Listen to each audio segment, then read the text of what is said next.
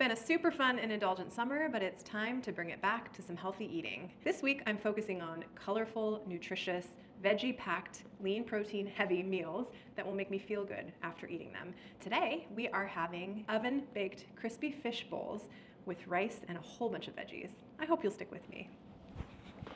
Hey there, welcome back to my kitchen. Thank you so much for spending your time with me today. If you, like me, have had an indulgent summer, perhaps tonight's meal is one for you. This one has a whole bunch of great veggies, some Asian-inspired flavors, and a delicious sauce to drizzle over everything. So I'm gonna show you the method here, but if there are certain veggies that you don't like, or perhaps you'd rather use chicken than fish, you're welcome to switch it up. It will work very well with a variety of proteins and a whole bunch of veggies. The method for this one is super simple. It comes together in three main parts. First, we have to bread and oven bake our fish.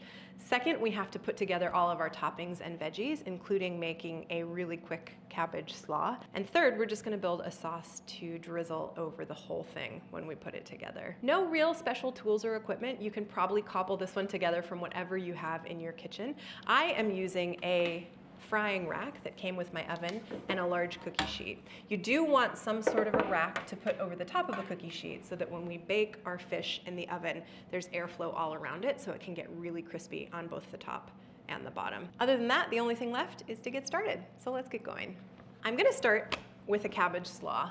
I'm going to take this kind of small-ish red cabbage, slice it up really thinly, and combine it with some vinegar and honey and let it sit for a minute. I want it to be crispy by the time we eat it, but I do want it to taste a little bit pickly as well. So you don't need to do this too far in advance. Just at the beginning of when you're starting to prep your ingredients is fine. If you do want to make more of a pickled cabbage, there's a way to do that as well. It'll just take a little bit more time. So here's the way that I break down a cabbage. You'll see on the bottom that there's a core. That core extends into the cabbage. So what I do is first cut it in half through the core, and it helps to have a really nice big cleaver. And then you've exposed the core in the center of the cabbage. This whole white part is what we want to cut out. The easiest way I've found to do that is to cut the cabbage in half again.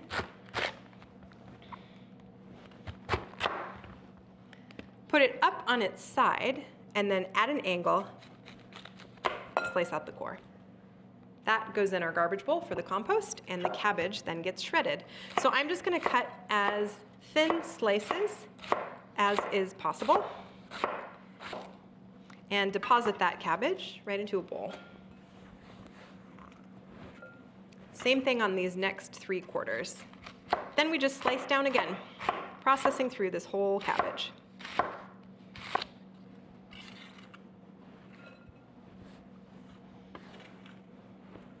Very on brand for me to pick a bowl that is too small for the contents. I'm just gonna get this purple cabbage cleaned up off my bench a little bit so it doesn't stain the wood, and I'll be right back to you. Bigger bowl acquired, and I pulled out some salt. All we're gonna do is try to wilt this cabbage down just a little bit. So I'm gonna add a couple tablespoons of rice vinegar. You can use white wine vinegar, you can use regular vinegar, you could even use something like lemon juice here if you wanted to. And then a couple tablespoons of honey.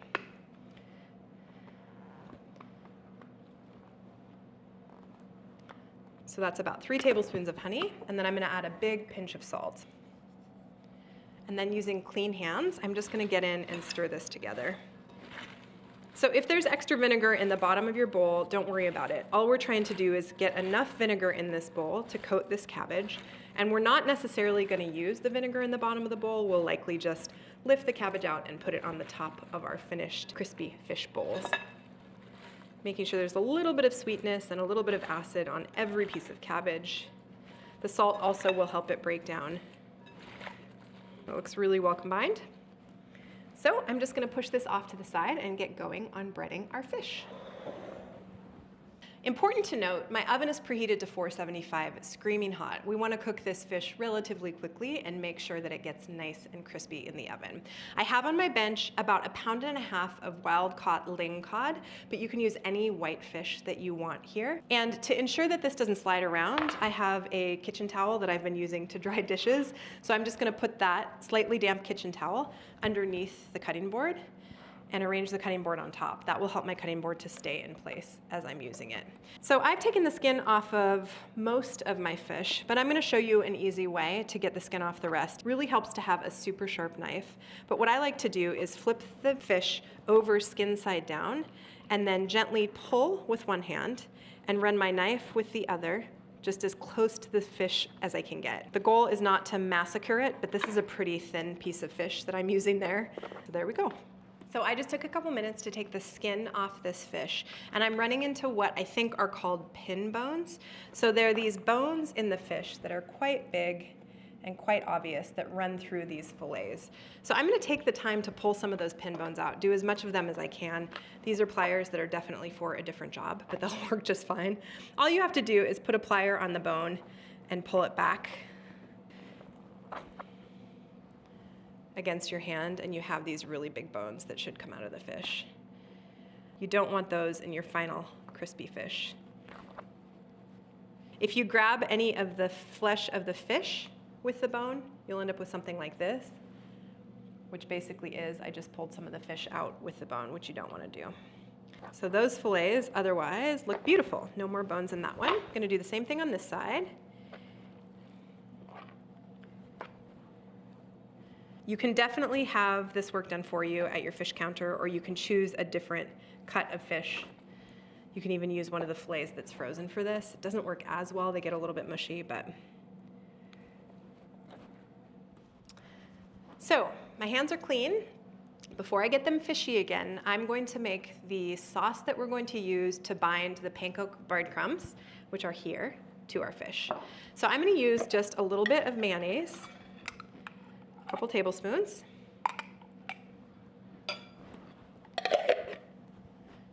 and a little bit of Greek yogurt.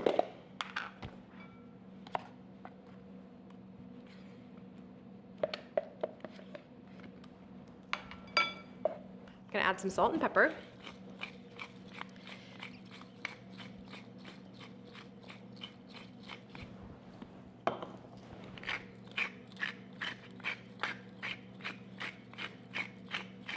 I'm also going to salt and pepper our fish.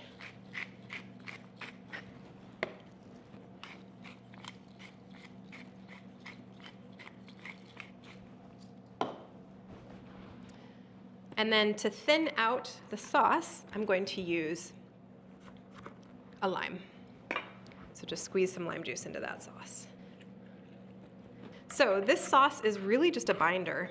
You don't want to go too crazy with the sauce because whatever you don't use, you'll have to throw away since this will be touching our raw fish. So you can't reuse this. But I've probably got about a cup of sauce here, which was maybe 1/4 cup of mayo and 3/4 cup of yogurt. You can scale the sauce up or down depending on how much you need based on how much fish you're working with. Okay.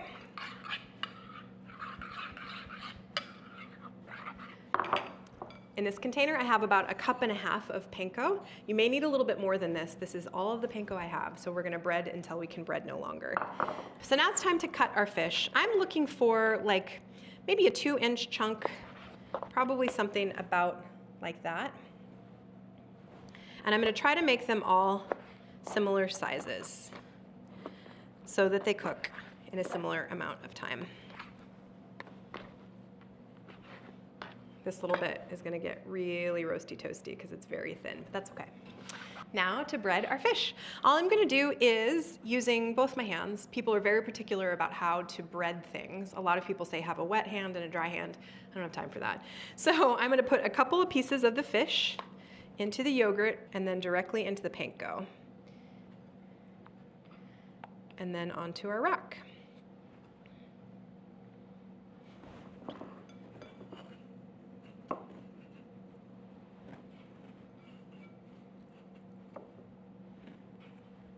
Kind of gently press the fish into the panko.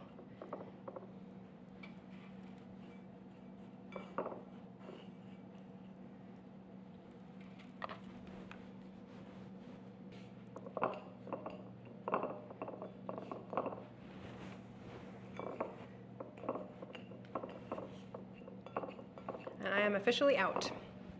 So the last 3 pieces of fish, I'm just gonna gently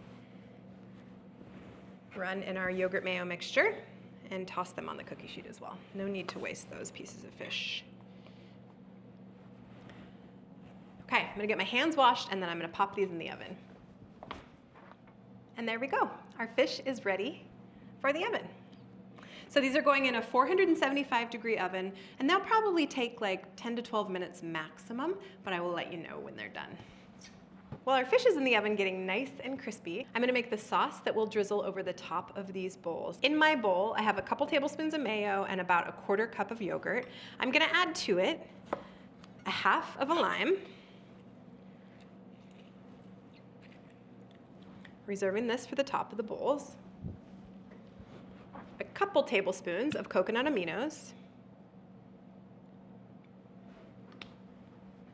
and a little bit of gochujang, which is a Korean fermented red pepper paste. It's spicy. You can add red pepper flake, you can add your favorite hot sauce, whatever you'd like will work well here.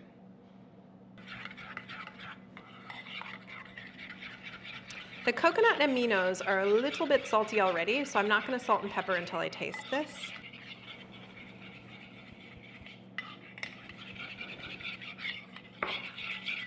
Time for a taste.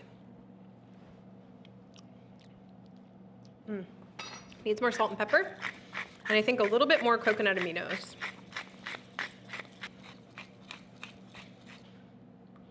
About another tablespoon of coconut aminos. Another taste. Much better. Our sauce is done. We set that to the side. So our crispy fish bowls will be assembled as follows. Just got some white rice that's gonna go as our base. We have our cabbage slaw that we made right when we started cooking. I have some kimchi. I really love a little pickly, fermenty moment on these bowls. I've got some toasted sesame seeds to sprinkle over the top. We've got our sauce that we just made. And then I'm gonna cut up just a couple more things. This is cilantro, and these are radishes. So all I'm gonna do is chop up the cilantro, put a little dice on this cilantro. If you don't like cilantro, you can completely leave this out, or you could choose parsley if you wanted. And now radishes.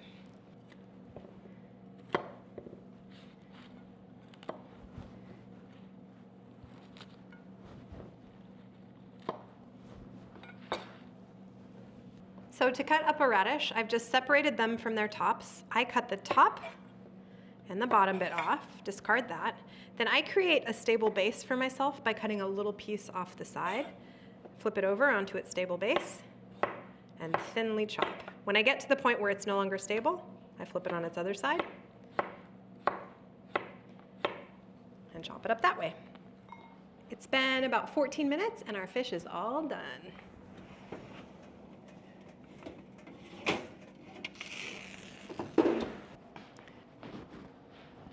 Delightfully crispy. It's time to assemble our bowls. It's very, very simple. Some rice in the bottom. I like a little bit of sauce over the rice.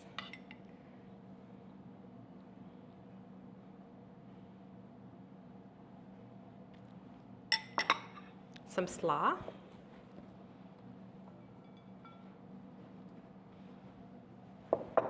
Some radishes.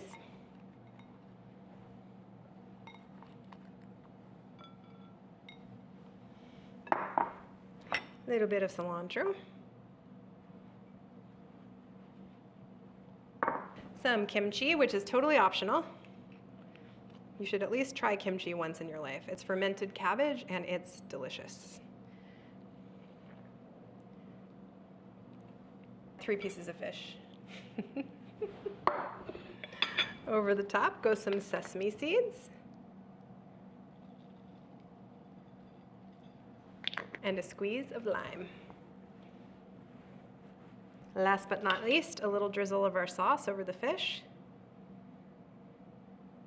And there you have oven-baked crispy fish bowls.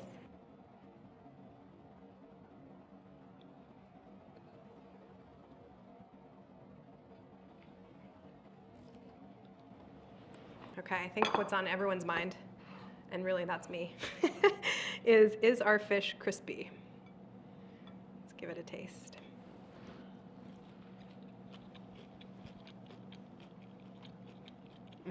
That fish flakes beautifully. So good with all the different tastes. A little bit of the kimchi, a little bit of the rice, the sauce. Of course, my favorite way to eat it is to mix everything up.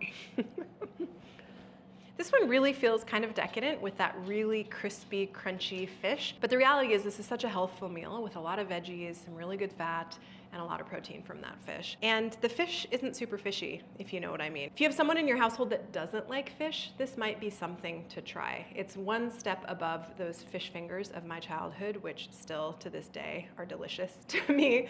But this is a little bit more of a healthful version. Thanks so much for being here with me today. I appreciate it when you spend your time with me. If you liked this video, please give it a like. If you'd like to see more from me, please subscribe to my channel, and I'll look forward to seeing you here next time. Cheers.